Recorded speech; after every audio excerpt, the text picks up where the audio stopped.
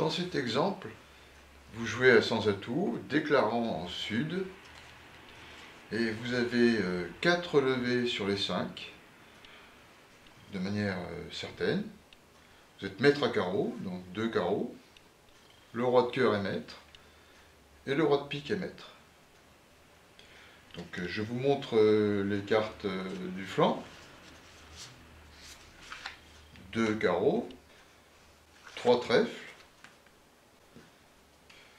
3 cœurs, dont le valet, 7 et 5,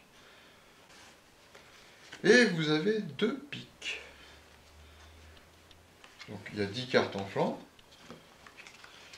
Et la question, elle est, comment jouer en sud pour se donner les meilleures chances de réaliser les 5 levées. Alors je ne vais pas distribuer tout de suite, je vais vous donner la réponse et ensuite on va essayer de distribuer pour voir si ça fonctionne. Donc voilà la réponse.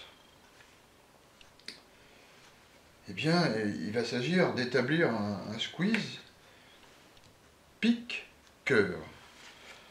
Parce que si les piques sont répartis 1-1, vous jouez le roi de pique maintenant ou tout à l'heure, ou après les carreaux, ça n'a pas d'importance. Le 6 de pique sera mettre tout de suite.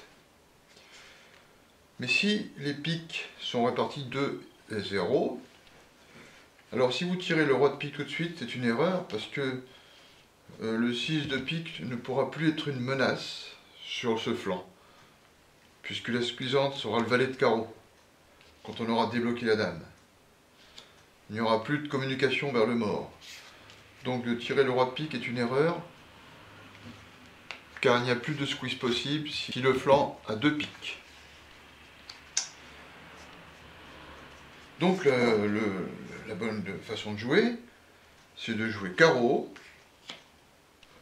vers la dame, et de rentrer en main par le 4 de cœur vers le roi, et vous tombez ici sur un squeeze simple à 3 cartes, la menace isolée étant à côté de la squeezante.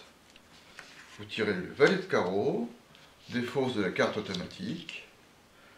Si celui qui avait 2 piques au départ a 2 cœurs, donc maintenant il aurait le dernier cœur, eh bien il ne peut pas défausser sans livrer la dernière levée. S'il défausse pique, le 6 de pique est maître, s'il défausse cœur, le 3 de cœur est maître. Voilà la bonne manière de jouer. Voilà pour cet exemple.